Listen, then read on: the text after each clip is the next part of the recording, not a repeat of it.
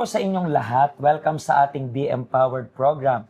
Another story, another inspiration, another learning para sa ating lahat. Kasi isa sa pinaka-the best na pwede nating kunan ng lesson is yung pagkakamali ng iba. Pwede nating sabihin na nagkamali yung iba para sana maging lesson para hindi na tayo magkamali.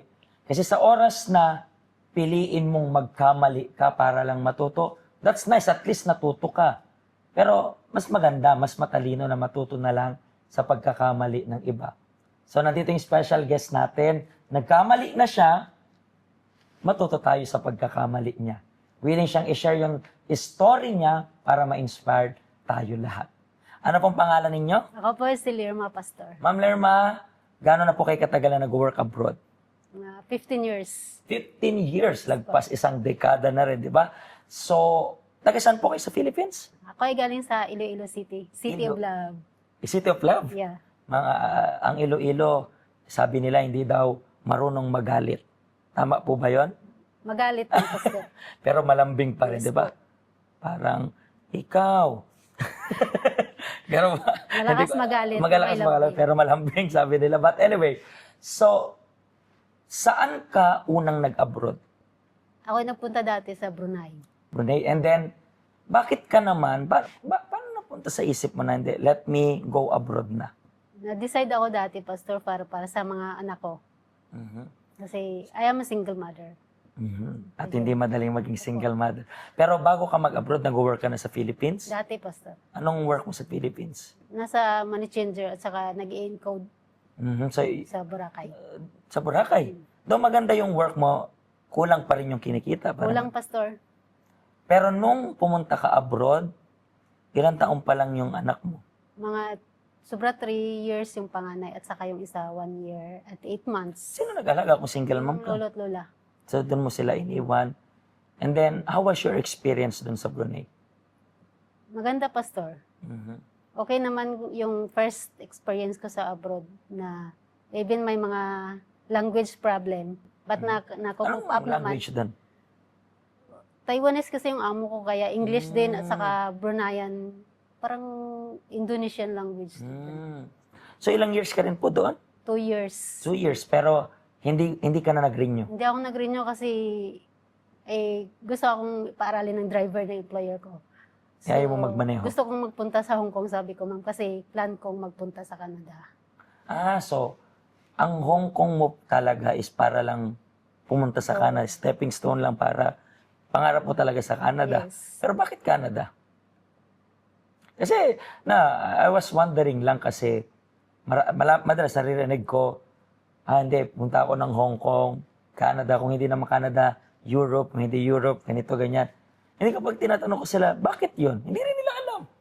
Ikaw, bakit yun? Hindi mo rin alam. Isa, single mother ako, sabi ko, pag nandun ako, pwede ko nang madala yung mga kids. Isa yun sa reason. Ba't ayaw mo sa Pinas? May mga reason kung bakit ako umalis. So talagang, hindi mo talaga plinadong sabi natin, mag-stay sa Philippines. Yes. Talagang, ang gusto mo Canada para doon kayong buong pamilya. And, ilang years ka na dito sa Hong Kong? Hong Kong.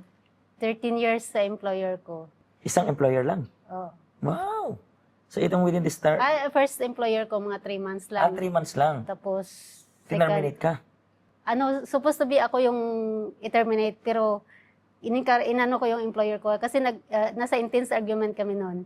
Nag-away kami. Sumagot lang naman ako kasi day off ko that time. Tapos pagkagabi, yung kinumpronta ako, siyempre nasa right ako. Talaga yung matapang na may prinsipyo ako na gano'n dapat intindihin din. Tapos umalis ako bigla dun.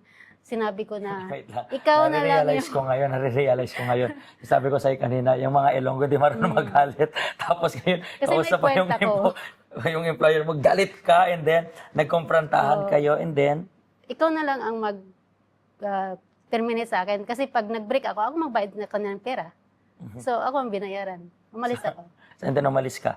And then, anong sinulat niya sa termination? Hindi ko Wala. nga matandaan, Pastor eh. Totoo. Kasi nasa mali sila eh. Ako yung tama. So, yun lang yung pinanghawakan mo. Oo. Ako may rights ako dito. Kayo yung may Kasi kasalanan. hindi na ako takot noon nga. Kasi nandito na ako sa Hong Kong. Makakahanap ulit ako. Nag-exit ako sa Macau, tapos nakahanap ulit ako ng amo. So, itong nahanap mong amo, ito na yung, May second employer pa. meron pa, Mga 3 months. nakailan ka na bang employer dito? 15 years na. Pero ilang Ay, employer? mag-11 years pala ako sa last kong employer ngayon. Ito yan. Oo. So, ano naman yung pinakamalaking mga challenges mo na kinaharap dito sa abroad? Yung ako, emotional din. Na minsan matapang na lumalaban sa alam kong tama. Pero may mali din. So, na-realize ko yun. So, parang sabihin natin, yung tapang mo, pwede natin sabihin, hindi balanse. Oo. Masyadong matapang, parang, though magandang maging matapang actually. I was even learning dito sa sinasabi mo na minsan nakakalungkot isipin na minsan may mga kababayan tayo dito sa Hong Kong na natatapakan yung rights nila. Kasi Pero hindi especially yun sa, like, hawakan nila yung documents mo, passport mo. Kasi yun ang experience ko. So, Dapat lumaban ka ako. yan. Lumaban ako. Kaya natakot din sila. At naging friend kami. So, dahil sa tapang mo, naging friend sila. Pero isang lesson to para sa lahat. Kasi, kung tatanggapin lang natin, kasi kung una tayong matatakot, Yes po. hindi, please, intindihin nyo ako, hindi dahil bossy pa kayo, na hindi ganon, tayo yung mag-a-adjust, pero hindi ka naman, dito alipin, diba? Hindi ka naman alila dito, ikaw is helper sa kanila, ibig sabihin tumutulong sa kanila. Pero minsan, yung tao kasi kulang ng tapang, diba? May mga iba naman sobrang tapang, hindi rin maganda, yun yung na-realize mo. Diba? Pero paano ka paano ka napunta dito sa health center? Na-meet ko yung evangelist. Kasi around lang yung bahay ko dito.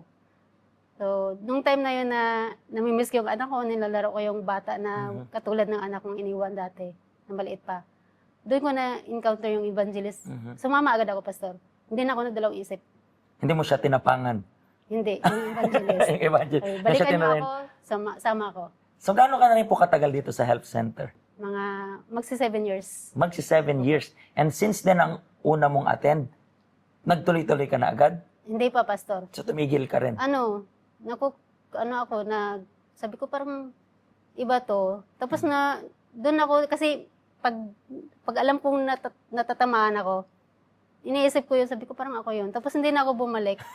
Tapos nagbakasyon ako sa Pinas, nakikita ko doon yung sitwasyon ng mga narinig kong preaching. Yung mga lessons na natuturo. Tapos direct talaga, parang totoo yung mga lessons na narinig ko. Sabi ko, balikan ko nga. Bumalik ako, pastor. And then, yung pagbalik mo, since then, doon na Diretso na. nagdiretso na. And para sa'yo bilang OFW, sabi mo nga, pwede nating hukayin tong mga na-realize mo. Pero para sa'yo bilang OFW, ano tong mga na-realize mo na, siya, sa umpisa, masakit na katotohanan. Parang, katotohanan is, sabi nga nila masakit. Pero ano itong na-realize mo na, itong nag-iisip ka na, oo nga, tama yung sinasabi na pastor. Paano ka natulungan nun? Number 1 sa love life ko. Naging wise, naging strong, maging gawa ng tamang desisyon. Kasi once na-deceive ako dati, kaya yon naging single mother ako. Na-deceive ko yung sarili ko rin. Kasi walang tamang direksyon ng pagpili sa mga ganun, sa love life. So, natulungan ka ng health center na huwag gamitin masyado yung emotion. Yes, emotion. Mag-isip. And how many times itong emotion na to, alam natin na maraming kababayan tayo na they are suffering because they are too much emotional. Sa love life at sa finances. Sa love life at finances, natumbok natin ngayon. So, and then, natulungan ka ng health center, ginamit mo yung isip mo. How are you right now? Kamusta ka na? I am strong. And I am blessed and happy single. Happy single ba? Bakit dati hindi ka happy single? Ibang happy, pastor. Happy in the presence yung Ngayon, may you peace. feel complete. Apo. Diba? Even though, kasi maybe they are thinking na kapag single mom, hindi magiging masaya. Diba? Masaya, Parang pastor. laging may kulang. Pero as of now, ikaw, you feel complete even though single mom ka. Kasi you are doing very, sabi natin, bright decision that is affecting yung buhay mo. Yes. Which is yun yung dapat na matutunan ng kababayan rin natin. That's why gusto rin po namin kausapin kayo maybe you can relate sa kanya. Matapang ka, but at the same time, siguro, yan is maskara mo para itago yung pagkabasag ng loob mo. Alam niyo po ba na karamihan ng violenteng hayop, hindi ko sinasabing hayop ka, pero karamihan ng violenteng hayop talaga is they are trying to protect lang yung kasi ano sila, fragile, so they are trying to protect yung sarili nila. Bakit ko ito sinasabi? Kasi siguro, you have this quality na matapang ka, pero deep inside of you, basag, broken, para nangyari rin sa'yo, di ba? Matapang, hindi, para walang mang-api sa akin kasi naranasan ko na maapi, so ngayon, hindi ako magpapaapi, pero alam mong may kulang sa loob mo. Alam mong may kulang. So, ano pang hinihintay mo? Just visit us. Ilang beses na sigurong may nagsabi sa'yo, try mo lang, wala namang mawawala, pero you keep on holding sa utak mo na hindi, ayoko. Try mo lang. Hindi kita pipilitin, pero I'm just suggesting you for you to try. Nandito yung help center natin bukas, everyday. Ikaw na may problema sa love life, ikaw na may problema sa finances, learn. Hindi ka namin bibigyan ng pera kasi yung perang binigay sa'yo, alam kong wawaldasin ninyo kung hindi nyo naman kayang i-manage yung finances ninyo. So learn. Maraming salamat po sa inspirational story. I believe maraming makaka-relate kasi one of the kausap namin yung congen dito sa Hong Kong. Sabi niya, isa sa pinakamalaking problem dito sa Hong Kong is love life and then pera. And I believe nakatulong ito sa karamihan nating kababayang Pilipino. So ano pang hinihintay nyo po? Visit na po kayo. Pagpalain kayo ng Diyos.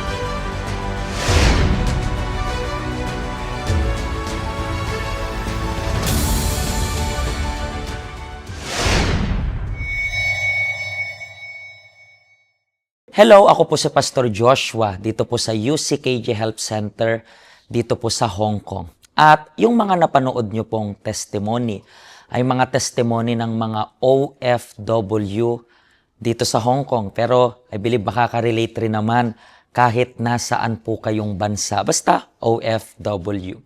Ang Help Center po natin ay walang pinipiling religion. Base na rin po sa name, Help Center. Kung kailangan nyo po ng karagdagang information, nandito lang po sa baba lahat ng information na kailangan ninyo. Kontakin nyo lang po kami at magiging masaya po kami na matulungan ka, ma-assist ka, nasaan man po kayong bansa. Pagpalain po kayo ng Diyos.